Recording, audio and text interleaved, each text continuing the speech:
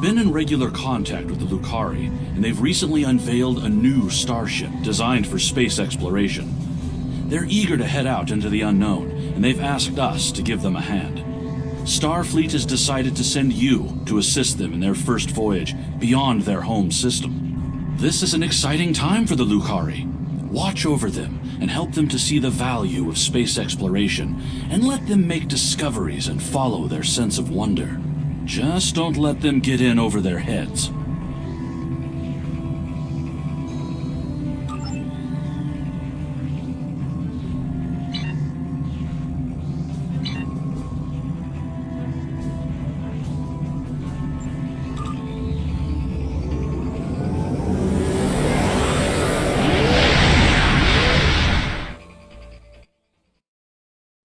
The Lucari call this system home. Some of our neighbors, like the Deferi and the Denobulans, have been most welcoming. Others, like the Nakul and the Zenkathi, have been somewhat cold and distant, even hostile.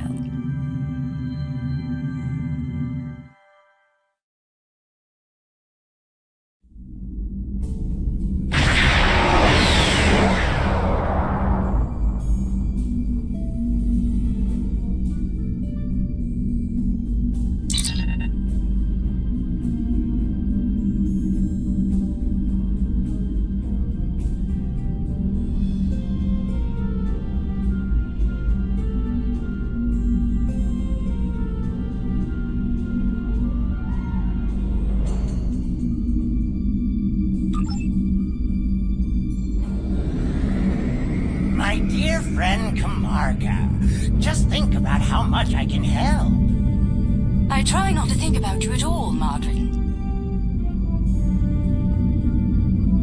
If not me, consider my wealth of useful contacts. For a small fee. Any friend of yours is someone I'd rather not know.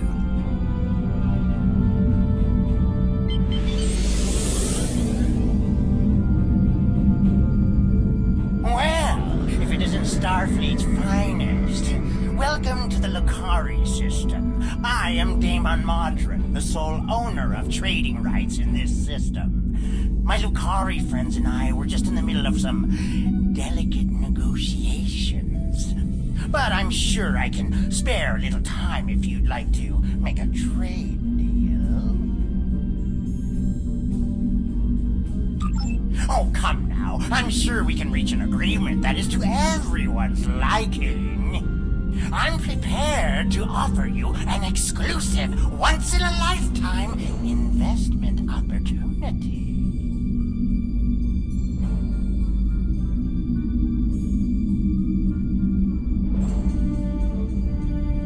Thank you. That insistent Ferengi has been trying to make new trade deals with us since he first visited our system. Oh, everything he tries to sell is either broken or worthless. We settled this moon long ago after we were forced to leave our dying homeworld of Kentar. It was a difficult journey for us. Once we found our new home, no one was very excited about space travel. Recently, our home star was nearly extinguished by the Tholians. That led many of us to realize that we can't just sit at home anymore. We must be ready to face the galaxy on our... The exploration initiative passed, and we purchased and modified the ship you see before you, the LSS Concordium. Based on my experience as an administrator and scientist, I was chosen to command her. It was an honor I accepted with pride and humility. Our ship is ready to go, and you are. While we have some catching up to do, we've engaged the best engineering minds of our world to modify this vessel. I'm quite proud. We've done a lot in a very short period of time. We've added some of your defensive technology to this ship, as well as some warp drive upgrades. The Concordium is now capable of sustaining a top speed of just over Warp 4. Our collaboration with your engineers has been quite inspirational. We've started work on a starship of our own design. One of many to follow the Concordium to the stars. Our ship is ready to go. For our maiden voyage, I've chosen a star that is close enough to be within reach, but still just outside the area of space that you've explored, and obviously one that we haven't visited yet. According to your star charts, it's a yellow-white star called 20 Draconis. This isn't over. Believe me, the next new will be on my side.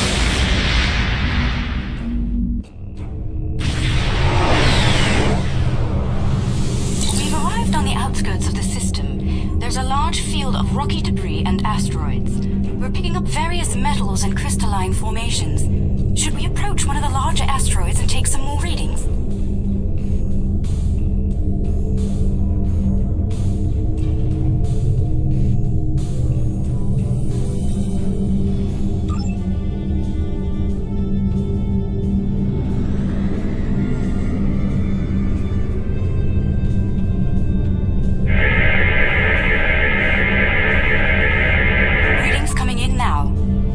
Quantities of silicate, hematite, hafnium, iridium. Crystalline structures appear to be the result of deposits created under a heavy impact. Perhaps this asteroid was part of a larger one that broke up in a collision. Heading deeper into the field may yield more clues. Sensors are picking up some movement on the far side of the asteroid. Not simple orbiting debris either.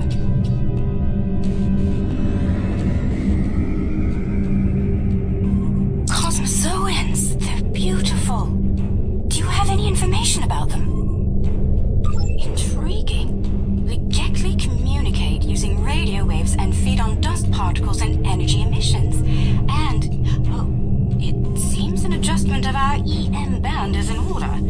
I don't like the idea of the Concordian becoming a Gekli food source.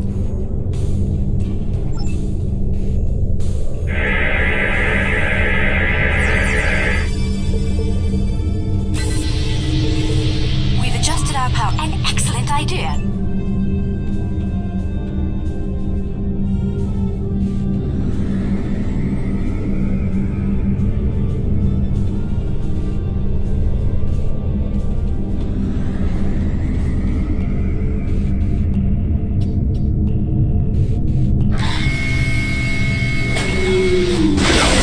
Data's coming in from the Gekli.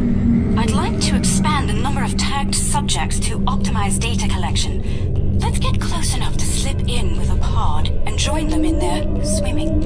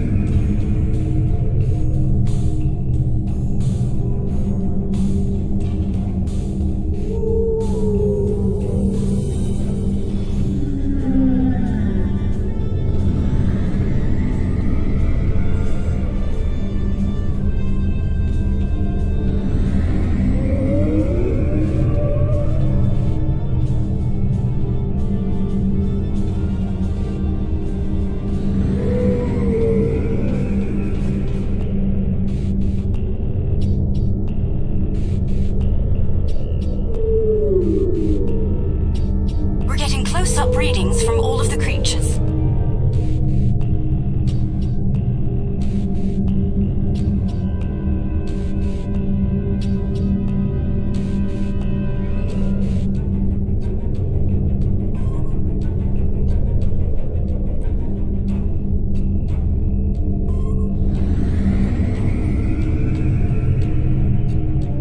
They're treating us like one of their own. They're trying to talk to us with their radio waves.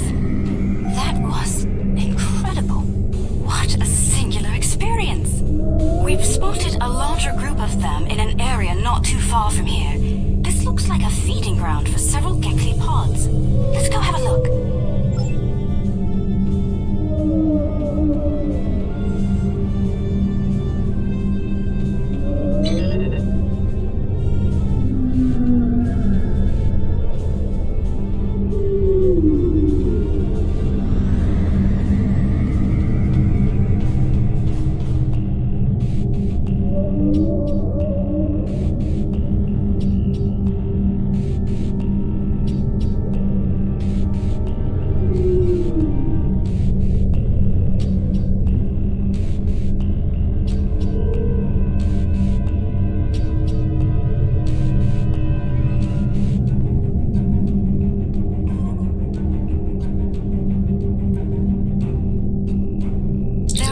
that several Gekli pods frequent this.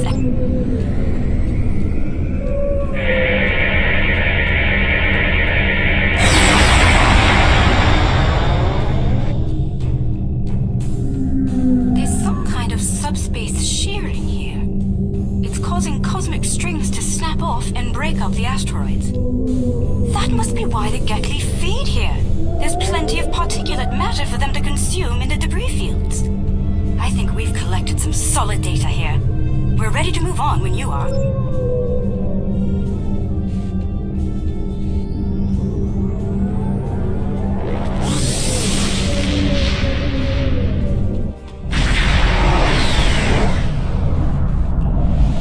Sensors are reading a swarm of comets passing by this stellar body.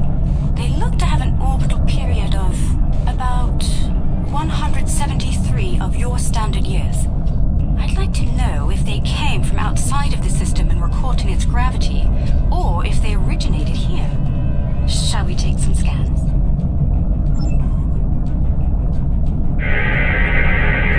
This comet is mostly ice and dust. There are indications that the cometary matter formed around a magnetic core. The other comets may be more interesting. Let's move to the other comets and study them closely.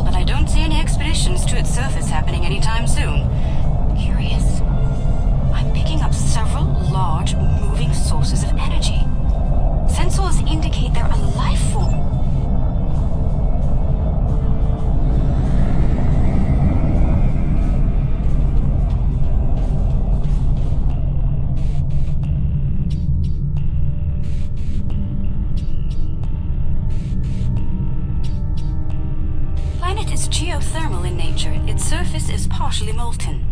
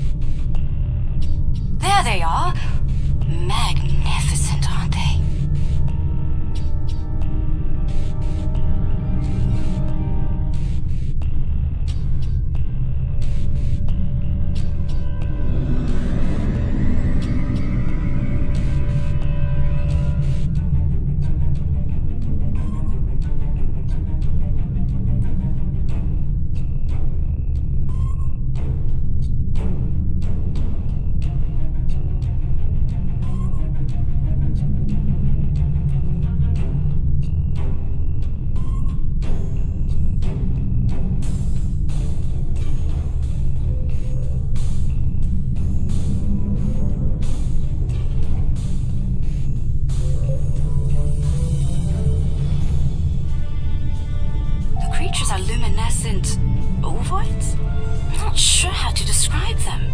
They remind me of an aquatic life form native to Lucari Prime. There are little ones huddling close to the planet's atmosphere. They must use the heat and the planet's electrical discharges to survive. Interesting. These life forms were encountered by the USS Enterprise D on Deneb 4, someplace called Farpoint Station. They haven't been seen anywhere else since. We shouldn't harm them or their young. Let's transmit a greeting, then be on our way.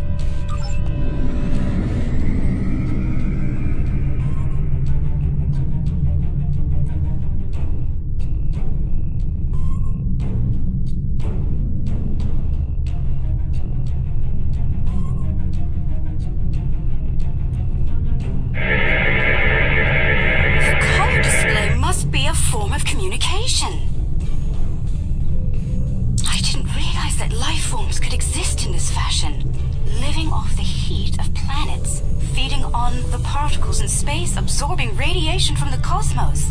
There's so much to see. Let's head to the next planet in the system and see what's there.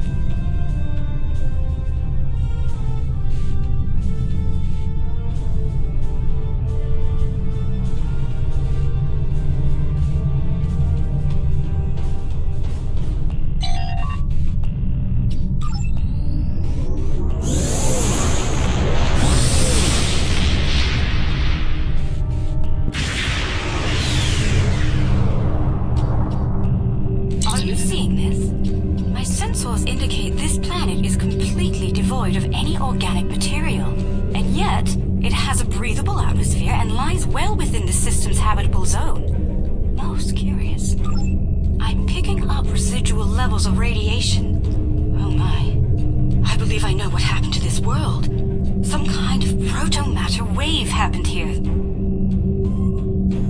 Not if you know how to resolve the chaotic turbulence with a Tarfine reduction. This was a recent event. Some kind of proto-matter incident happened, and it wiped out all life on the planet. I think we should...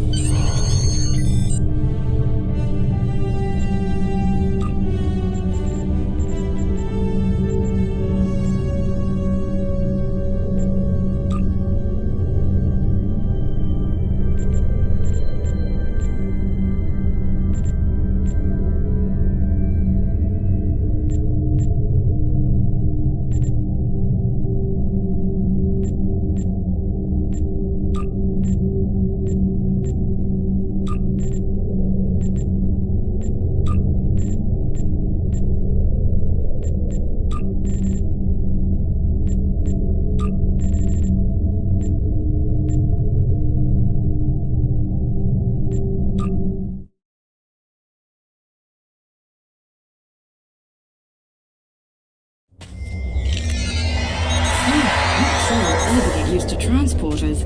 Let's see. Initial scans suggest this area used to be inhabited, but I can't find a single trace of organic matter. None. I see...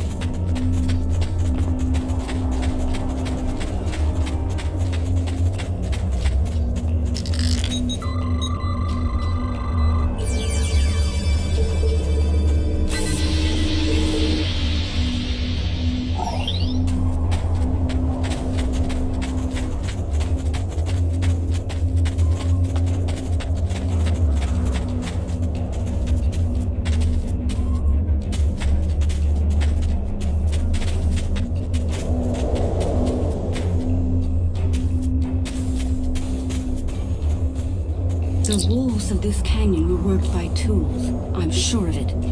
sentient life forms lived here. Until the proto-matter detonation. This pillar here, it seems to be a sign pointing to that canyon. Perhaps a pathway there leads to a settlement. Look, there's some kind of large structure further down the canyon. Look at the size of that plaza. These people must have had quite a developed culture. Let's take some readings up there. This looks like a town square or ceremonial center of some kind.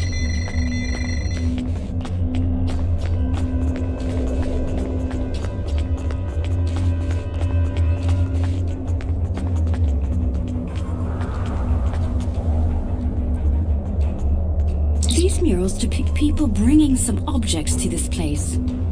Crystals or gems, I believe? They built their settlement around this site. I believe it was a place of great significance.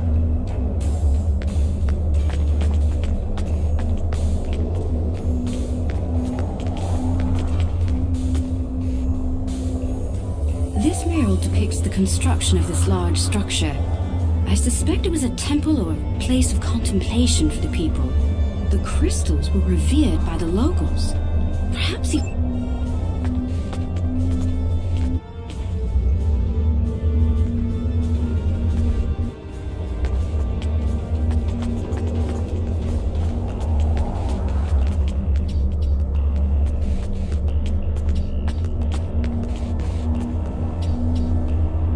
crystals depicted in this mural appear to be growing for some reason.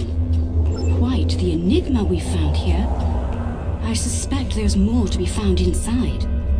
Getting there will be a challenge, however. According to my scans, these pillars are connected to some we could probably force it open, but that could damage the structure. Too much force could even collapse it entirely. Yes, it would be based on analysis of things like footprints, wear patterns, and local construction.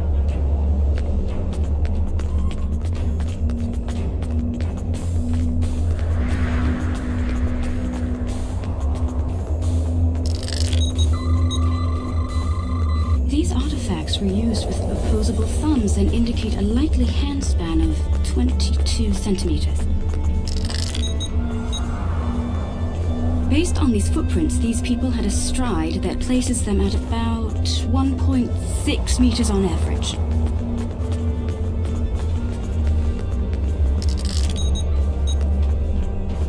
The wear patterns here show us that people leaned against here frequently.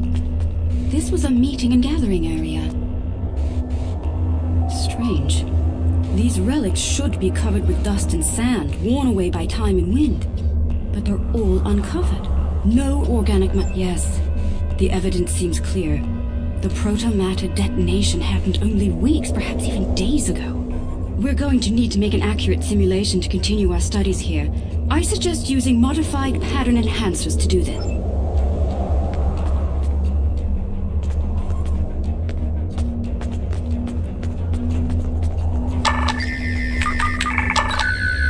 Enhancers online. The signal is strong and clear.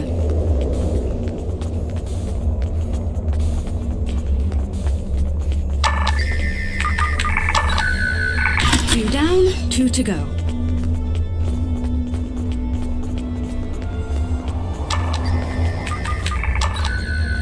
That's 3. 1 more and we'll be ready.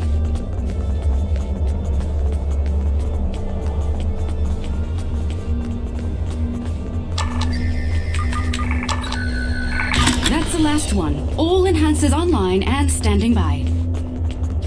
All right. The enhancers should give us a pretty good image range.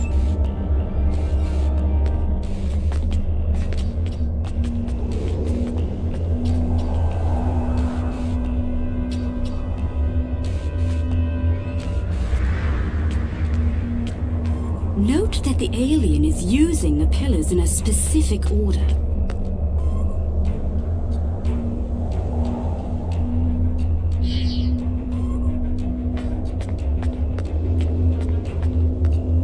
They're making the murals match up on each pillar.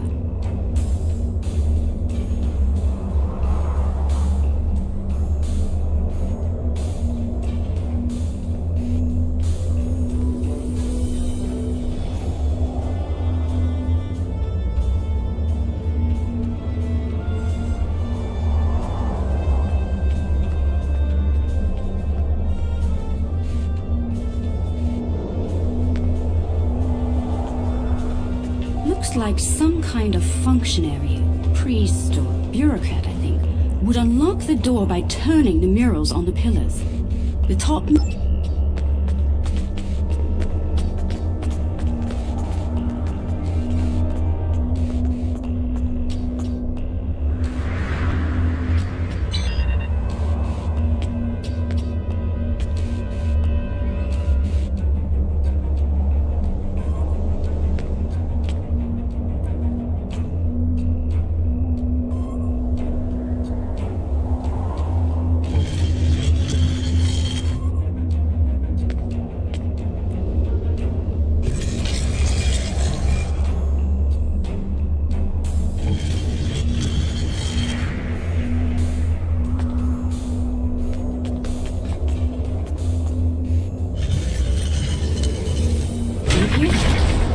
That's the first pillar set in place.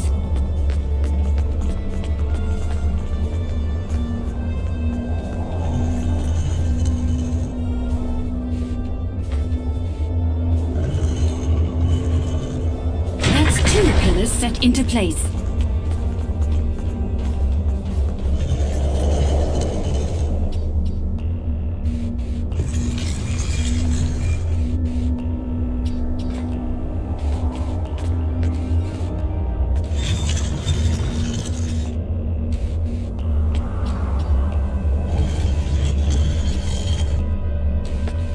We rotated the pillars out of order.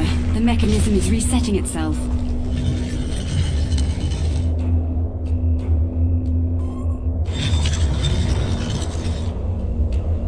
Oh, we rotated the pillars out of order. The mechanism is resetting itself.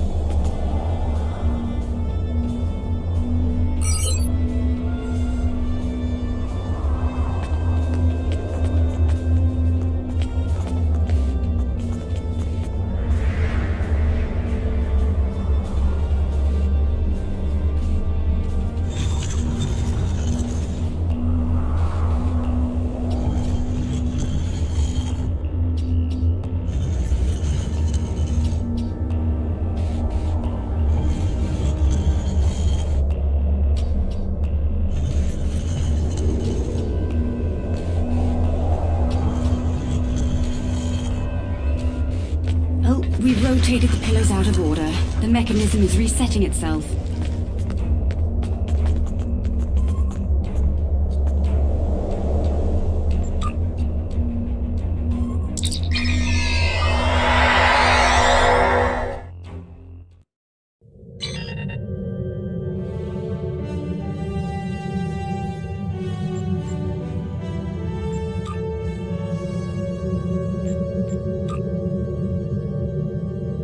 The desperate men and women of the True Way have turned to one of the Federation's greatest foes in an attempt to hold sway over Cardassia Prime.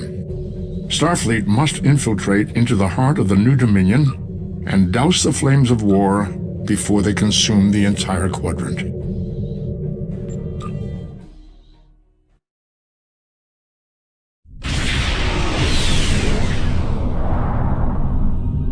Thank you for coming to our aid. As you can see, we're under heavy attack from Klingon raiders. J'ula and her minions are up to their old tricks again, I'm afraid. Indeed, they are. Despite the... We can ponder their motivations further once...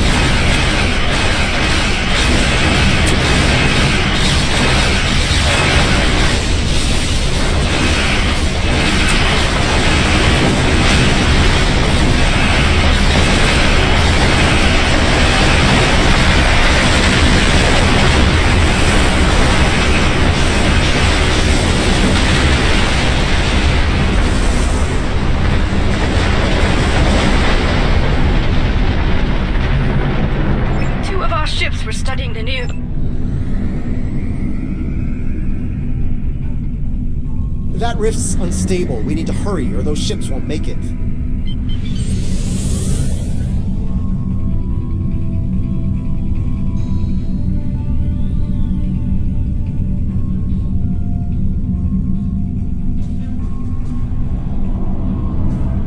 Klingon vessels are warping into your position.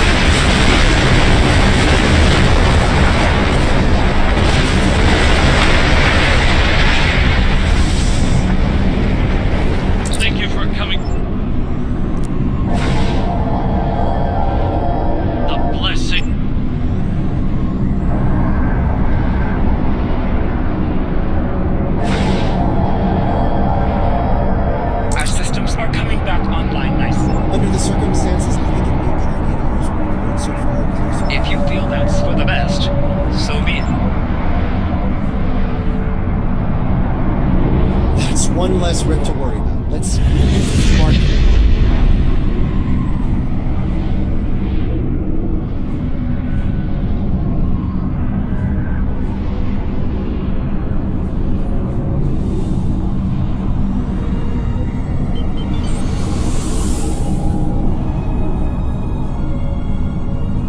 Bad news, I'm afraid.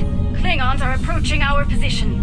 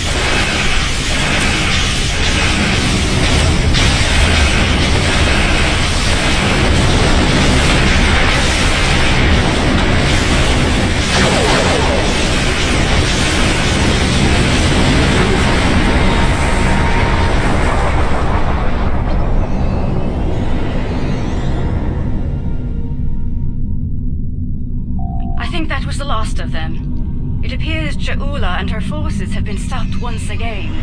Though she is quite determined. They may well return here to... Indeed.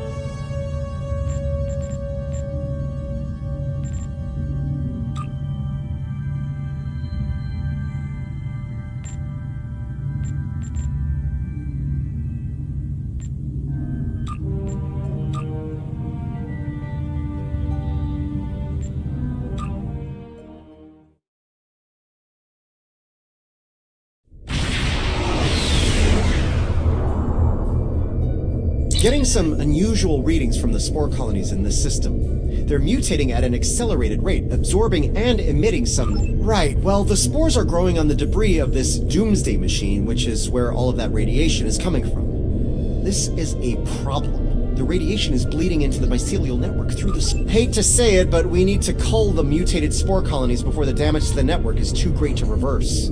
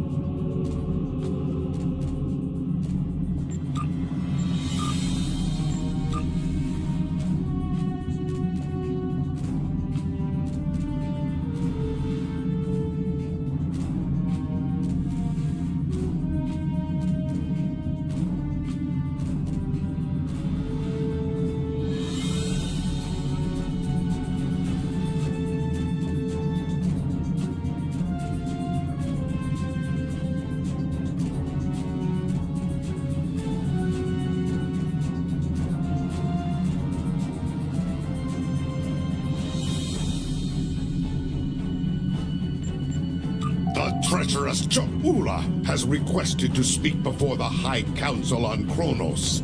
A little-used Klingon law has restored her house, temporarily. And as matriarch of her house, she has the right to speak before the Council if she wishes. Whether she leaves the Great Hall alive or in chains remains to be seen. She has much to answer for.